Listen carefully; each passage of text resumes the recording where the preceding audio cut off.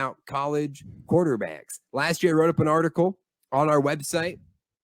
And if you don't already know or haven't checked out the website, sportshourguys.wordpress.com, but I wrote up an article of 5 quarterbacks to watch in 2022 to highlight a few of the more underrated quarterbacks that you should keep an eye on, right? Some of our favorites were on the list: Jaron Hall, Brennan Armstrong, KJ Jefferson, Jake Haener, Taulia Tagovailoa. Those were the 5 on last year's list. And I've got another top 5 this year for the 5 quarterbacks you need to know in 2023. So we're going to look ahead at this season, and I'm going to highlight a few guys that if you're watching college football this year or you're trying to get excited on who the breakout stars could be, keep an eye on some of these names you may or may not be familiar with. Yeah, I love to hear it. You mentioned my guy, Brennan Armstrong, who clearly did not live up to. It was not good. It'll be better this year at NC State. He's back with Robert and I, the OC from Virginia. Hopefully he looks much more like 2021 Brennan Armstrong next year. I sure hope so. I love Brennan Armstrong so much. Yes. Yeah. So you, in fact, if you're watching this live on May the 31st, this article will be on our website tomorrow. On June 1st, if you're listening to the podcast feed, it may be live already, depending on when you're listening. But top 5 quarterbacks you need to watch. Whoa. Do it. I got to do the. Okay. All right. Do it right. All right. On this week's edition of Mitch-Mo's Top 5 List of the Week. Let's go. Featuring Dallen. 5 college quarterbacks to watch in 2023. Thank you. There we go. There we go. We got to start in the Big 12, Mitch, with this is the guy. If this list had to be 1 and not 5, this would be the one. Jalen Daniels, the quarterback out of Kansas. This is my guy I'm most excited about this year. Burst onto the scene last year with the Jayhawks, leading them to a 5-0 start. Absolutely electric, 6 foot, 200-pound, small guy, quick, runs the ball had 7 rushing touchdowns last year, 425 yards in 9 games, 18 passing touchdowns to 4 interceptions in those 9 games. He led Kansas to the hot start, and then in the TCU game, gets injured very early in the game, gets replaced by Jason Bean, ends up coming back late in the season, playing a couple games, but that's all we got to see of Daniels. But he was a legit Heisman candidate in those 5 games. He was like in that conversation of what is this kid doing? It was electric what he was doing for the Jayhawks. And I just think that's the beginning of what can be of this kid. Still young, inexperienced. He'll be in his 4th season, but just played a handful of games here and there in the first couple of seasons. Last year, first year as the really full-time starter for Kansas before the injury, but he's got a lot to prove that he can repeat, that he can really be a quarterback that leads to winning at this level. But I mean, you get off to a 5-0 start. You got Kansas in the national conversation. I think they were even ranked at that point. Kansas never gets ranked in the top 25, So this Jalen Daniels kid is electric, and I have high expectations for him in the Big 12 this year. So that's my first quarterback to watch. Yeah, when they were ranked in the top 25, I think that was the first time they were ranked in the top 25 since 2007, when they were the number 3 team in the nation. Yeah. So that was a really, really fun time for Kansas football to watch. And we were talking about them being legitimate spoilers for the college football playoffs. So really excited to see Jalen Daniels come back healthy and put together another senior year for the Jayhawks.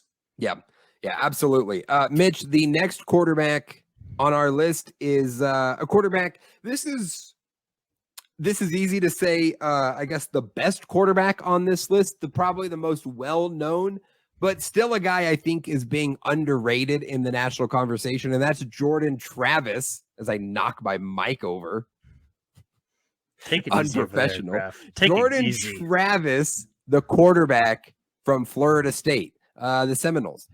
Travis is well-traveled in college football. I think he's already spent 5 years. He spent a couple years at Louisville. That's where he started his college career before heading down to Florida State.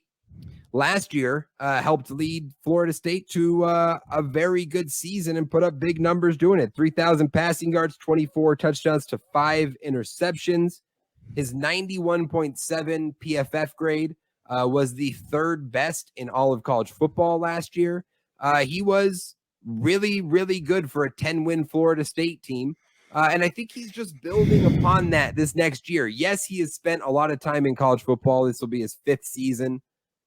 But I think this is him finally putting it all together. And with the numbers that he put up last year, 7 rushing touchdowns to add on to that, I'm kind of surprised he's just not mentioned. I mean, I don't think he's Caleb Williams like Drake May. Those guys are like up there. But, you know, when you talk about like Michael Penix, when you're talking about, you know, Quinn Ewers or like who's going to be the, you know, I think Jordan Travis should be in that conversation. It wouldn't surprise me if he was a Heisman finalist this year. I think Florida State should win the ACC. And yeah, I'm in on Travis. I think it'll be a big year for him. So a name to keep an eye on if you're not familiar already. That's Jordan Travis, quarterback, Florida State.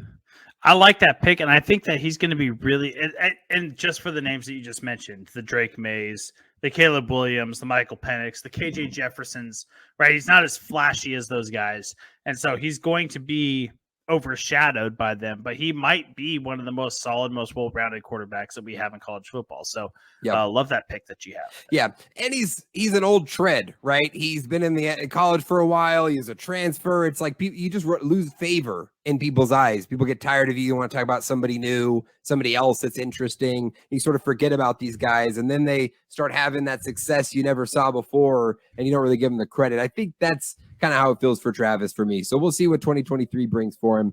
The next quarterback on the list, though, speaking of transfers, this is a new transfer, a guy who's headed to a situation to shine and get a spotlight to get to the NFL. And I think he's going to have a huge year in the Big Ten.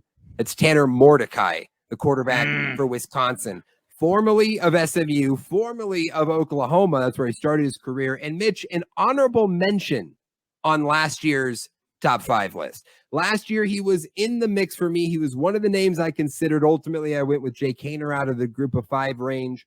But now Mordecai, after putting up great numbers at SMU again last year, 33 touchdowns, 3,500 passing yards, 65% completion percentage, and leading them, 7 wins in a bowl game. He's headed up to Wisconsin, to Madison, to join Luke Fickell, the new head coach for Wisconsin. Luke Fickell is going to bring high-powered offense to the Big Ten, and he has positioned Tanner Mordecai to be that guy to do it. And I think Mordecai is going to put up big numbers in the Big Ten. If Wisconsin's a 10-win team, if they're competing with Michigan and Ohio State in that Big Ten championship game, and they make a Rose Bowl run, I think Mordecai can put himself on the map to be a day 2 draft pick. I think he could be that kind of guy.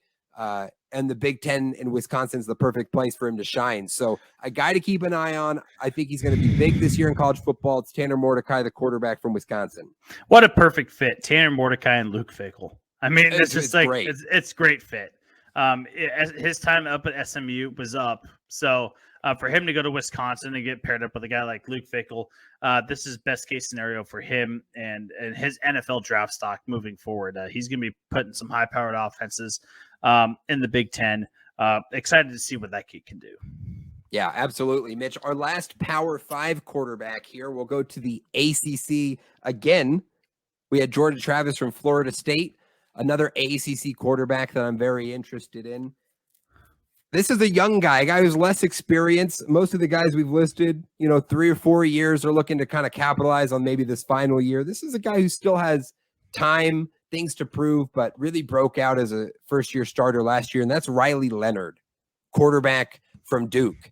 Led Duke to a 9-win season last year, did it in impressive fashion as the first-year starter, just under 3,000 passing yards, 20 touchdowns, 6 interceptions on 63.8% completion percentage.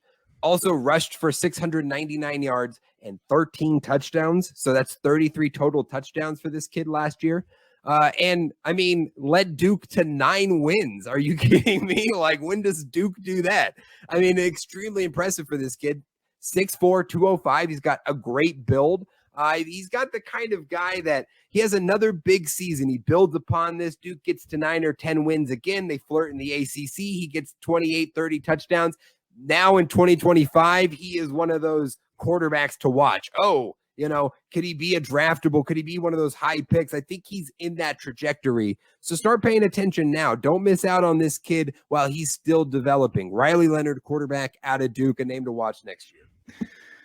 Honestly, never heard of him. So I'm glad you brought it to my attention. I love it. So yeah, I love it. Love it.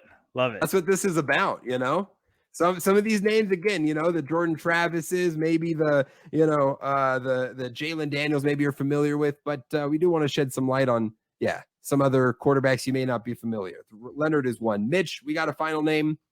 We'll go to the group of 5 ranks for this one. Got a highlighted group of 5 quarterback, and there was nobody else that I considered for the group of 5 other than Michael Pratt, the quarterback out of Tulane, leading the Green Wave to the New Year's Six and a victory over USC last year. Pratt was extremely impressive, throwing for over 3,000 yards and 27 touchdowns, adding 10 touchdowns on the ground as well. And again, leading Tulane to a 12-win season.